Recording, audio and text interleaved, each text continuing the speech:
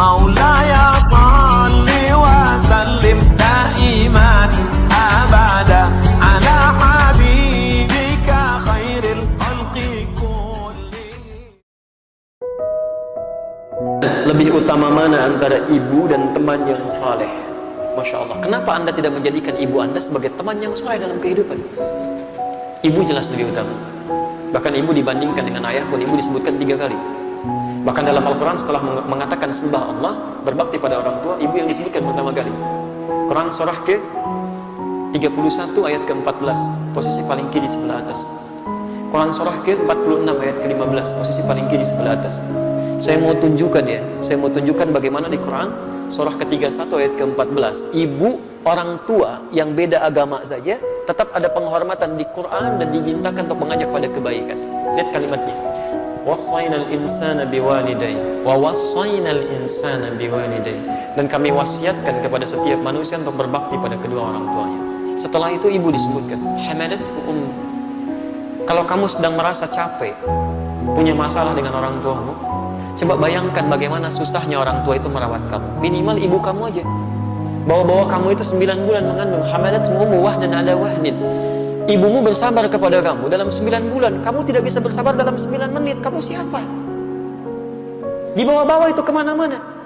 Sampai kalau di Quran surah ke-46 ayat 15 itu, posisi paling kiri sebelah atas, itu bahasanya bukan wahnan lagi, qurhan. Kadang-kadang lelahnya tak tertahankan. Luar biasa. Di tafsir di Quran surah ke-7 ayat 189. Falamma athqalat, maka tatkala semakin sulit, berat miling kanan susah, kiri susah. Allahu Akbar. Bahkan saat lahir masih diberikan ASI juga. Kadang-kadang diajak ke pesta, gitu kan? Ada haflah, ada zafaf. Begitu undangan mecahin gelas, ditahan-tahan malunya.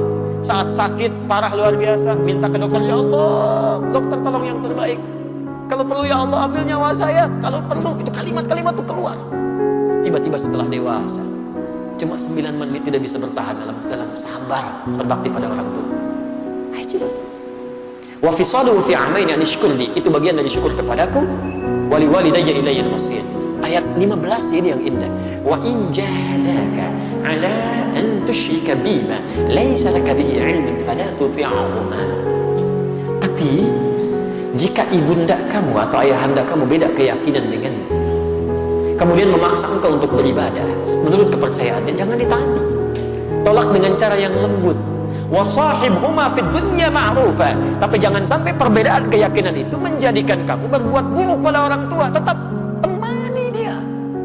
Bahasanya sahib dari kata sahabat. Sahib itu sesuatu yang lekat. Zamannya ashab. Ada orang yang lekat dengan surga tak terpisahkan, ashabul jannah. Ada orang yang lekat dengan neraka tak terpisahkan, ashabun nar. Makanya disebut dengan sahabat lekat. Lekat itu sekalipun fisiknya tidak berada bersama-sama, tapi Masya Allah tetap mendoakan dalam kebaikan. Orang tua yang berbeda agama saja, kata Quran, tetap bergaul dengan kebaikan dalam urusan dunianya. Doakan dia, tingkatnya tinggi. Karena itu masih ada kewajiban bagi kita untuk berdakwah dengan kelembutan. Ya, silahkan di Quran surah ke-16 ayat 125. Ud'u ila sabili rabbika bil hikmah. Ajak yang belum paham dengan jalan kepada dengan hukum Allah itu ke jalannya dengan hikmah. Ya, jangan dengan kalimat yang tidak menyenangkan. Ajak dulu dengan hikmah, doakan, lembutkan. Saya sarankan kalau ada orang-orang keras, susah diberikan peringatan, jangan dilawan dengan kekerasan lagi, salah itu. Dengan doa dulu, Pak. Saya beri contoh, Nabi Musa alaihissalam dengan Fir'aun misalnya. Kenal Fir'aun? Alhamdulillah. Kalau antum kenal saya bingung, itu kenal di mana gitu ya? Fir'aun itu makhluk manusia, bukan hanya luar biasa bengis ya, tapi menyebalkan. Kalimat-kalimatnya tajam, kadang-kadang melahirkan eksekusi, tidak langsung negosiasi, eksekusi langsung. Itu rambutnya nggak enak dilihat, tolong pisahkan kepala dari badannya, bukan nyuruh-nyukur. Makanya Nabi Musa alaihissalam ketika berdakwah kepada Fir'aun ini, itu memohon kepada Allah supaya hatinya diberikan kelapangan. Kalau hatinya sudah lapang, luas, jadi cacian-cacian itu nggak cepat tersinggung nanti, tidak cepat tersinggung. Bayangkan kalau Nabi tersinggung, cuma mengangkat tangan berdoa, ya Allah ini manusia menjengkelkan sekali, wafatkan saat ini, meninggal dia, dikabulkan. Cuman hikmah dakwah dari peristiwa itu nggak ada untuk kita. Maka ketika sebelum datang kepada Fir'aun, beliau berdoa, qala rabbi shrah li wa yassir li amri wahlul 'uqdatam min lisani yafqahu qalbi. Itu rumusnya. Rabbi shrah li sadri. Ya Allah, lapangkan hati saya. Supaya kalau mendengar kalimat-kalimat yang tidak nyaman, saya bisa tahan. Orang tua misalnya, antum mulai ngajak pada kebaikan. Pak, ayo sholat. Itu kan. Kamu ngajak-ngajak sholat. Itu kan. Udah nanti aja lah. Papa juga tahu lebih duluan daripada kamu. Sabar. Ayo Pak, kan tidak harus seperti itu. Papa kok gitu amat, si amat aja nggak gitu, ya kan? Itu kan si amat, bukan Papa. Mana rame gitu kan?